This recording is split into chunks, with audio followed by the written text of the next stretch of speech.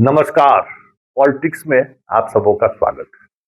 और आज हम पॉलिटिक्स में बात नीतीश कुमार के उस पॉलिटिक्स की करने जा रहे हैं जिस पॉलिटिक्स के सहारे यह कहा जा सकता है वाकई में नीतीश आज भी बाजीगर है।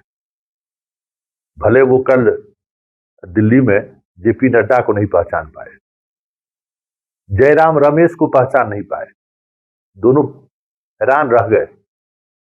दिल्ली के वो सारे पत्रकार जो नीतीश कुमार से अक्सर मिला करते थे जब वो दिल्ली जाते थे, तब पहली बार सार्वजनिक तौर पर जब देखा तो लोग हैरान रह गए, कहने लगे अरे क्या हो गया नीतीश जी को। कुछ भी न कह पा रहे थे, न सुन पा रहे थे, न बोल पा रहे थे। लोग कह कुछ और रहे थे, जवाब कुछ और दे रहे थे। तब दिल्ली के कल पार्लियामेंट हाउस के तमाम सीनियर पत्रकार नीतीश कुमार की उस स्थिति को देखकर अचंभित रह गए। अरे भाई कैसे बिहार चला रहे थे, बहुत पहले इनको छोड़ देना चाहिए था। ऐसी स्थिति से गुजरने वाला मुख्यमंत्री या नेता ये सियासी चाल या सियासी मोहरा कितना जबरदस्त हो सकता है, ये शायद आप और हम जब उसका विश्लेषण करेंगे तब समझ में आएगा। वैसे हमें भी समझ में नहीं आ रहा था कि हो क्या रहा है। सम्राट पर वीटो लगाने को लेकर कई तरह की चीजें आई, हम लोग चर्चा भी किए अलग अलग तरीके से। त्रिवेणी संघ की चर्चा किए, पिछड़ों की राजनीति की चर्चा किए, लवकुश की राजनीति की भी चर्चा किए। नीतीश कुमार जाते जाते अपनी भाइयों को कह देना, संकेत देना चाहते हैं कि देखिए हम गद्दी छोड़े तो हम अपने भाई को ही अपना गद्दी सौंप कर जा रहे हैं, ये मैसेज देने की बात हुई। लेकिन कल दिल्ली में जो कुछ भी हुआ और जिस तरीके से चीजें सामने आने शुरू हो गई, लगा कि खेला तो हो रहा है और कुछ न कुछ बातें हैं। बीजेपी का बैठक रद्द होना, सम्राट के किसी भी सीनियर नेताओं से मुलाकात नहीं होना, समय मांगे जाने के बावजूद भी समय नहीं मिलना, वैसे नेता जो अक्सर देखने के बाद मुस्कुरा देते थे, उनकी मुस्कुराहट में भी एक रहस्य छुपा होना, जदयू के सांसद के द्वारा सम्राट का नाम प्रस्तावित करना कि सम्राट जैसे लोगों को मुख्यमंत्री बनना चाहिए, ये तमाम चीजें जो दिख रहा था ना, वो समझिए कि स्वाभाविक नहीं था। सब लोग आप लोग रीड किए हुए विजय चौधरी का बयान, 2 दिन पहले का बयान, कल सुबह का बयान, सम्राट चौधरी का आकर नीतीश से मिलना, फिर शाम में एयरपोर्ट पर बयान।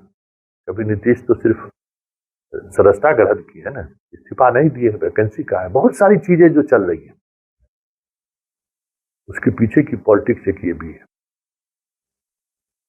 कि देखिए, और ये बातें कल अचानक बातचीत में एक बड़े बुजुर्ग नेता से जब हमारी बातचीत हो रही थी तो उन्होंने कहा कि संतोष जी जरा इस लाइन पर सोचिए, सब कुछ आपका ठीक है लेकिन जरा इस लाइन पर सोचिए। और जब उस लाइन पे चर्चा होनी शुरू हुई तो हमने कहा कि मान गए गुरु कि अब नीतीश कुमार जो भी सियासत कर रहे हैं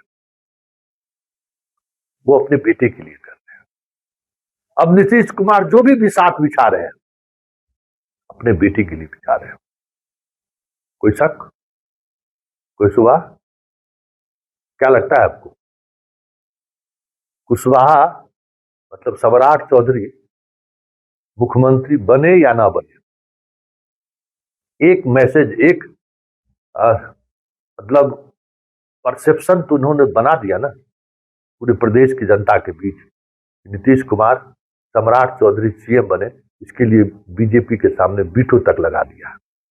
ये परसेप्शन बना और ये आम लोगों तक ये परसेप्शन चला गया है। नीतीश कुमार सम्राट चौधरी को मुख्यमंत्री देखना चाहते हैं बिहार को। अपने बाद हम इस गद्दी को किसको सौंपे, उसमें प्रथम चॉइस नीतीश कुमार का सम्राट चौधरी है। पूरे यात्रा, समृद्धि यात्रा के दौरान जब ये अंतिम चरण की यात्रा हो रही थी, उसमें सम्राट चौधरी का हाथ उठाना, सम्राट चौधरी का पीठ थपथपाना, हम लोग उसको इसी संकेत के तौर पर डिकोड किए ना, मुख्यमंत्री के तौर पर सम्राट को आशीर्वाद दे रहे हैं नीतीश कुमार। उसके बाद बयानबाजी, सम्राट की सक्रियता, हर पल नीतीश के साथ साये की तरह खड़े रहना, क्या दिखा रहा है कि नीतीश कुमार अपने वारिस के तौर पर सम्राट को पसंद करते हैं या उसको स्वीकार कर लिए। अगर बीजेपी नहीं बनाती है, दोनों चीज देख लीजिए, बनाती है तब भी नीतीश को क्रेडिट जाएगा, क्योंकि हाल के दिनों में जितनी सूचियां चल रही हैं मुख्यमंत्री का नाम, हर घंटे बीजेपी की तरफ से एक नया नाम आ जा रहा है, मतलब बीजेपी की तरफ से नहीं, मीडिया वाले की तरफ से। सम्राट को लेकर संशय है, ये खबरें चल रही हैं, सारे मीडिया हाउस चला रही है, नए जो नाम आ रहे हैं उस नाम की चर्चा हो रही है, हर वक्त ये नई चीजें दिख रहे हैं ना। उसमें अगर सम्राट चौधरी बन जाते हैं तो कुशवाहा समाज के बीच ये मैसेज जाएगा ना, क्या वो मैसेज चला गया है ना, नीतीश वीटो लगाए हुए हैं सम्राट चौधरी को मुख्यमंत्री बनाने के। बन गए तब भी वाह वाह, अरे नीतीश की वजह से ये बने, नहीं बने तो फिर कुशवाहा समाज को यह कहने की स्थिति में रहेंगे ना, भाई हमने तो कोशिश की, हमने तो वीटो तक लगा दिया, अब बीजेपी नहीं मान रही है तो हम क्या करें। तो जो 2005 से पहले, मतलब जो गांधी मैदान में उर्मी कुशवाहा रैली हुआ था, और उस रैली के सहारे जो एक अंडरस्टैंडिंग बनी थी पूरे देश में, वो अंडरस्टैंडिंग, पॉलिटिक्स का अंडरस्टैंडिंग नीतीश के बेटे के साथ बना रह जाएगा।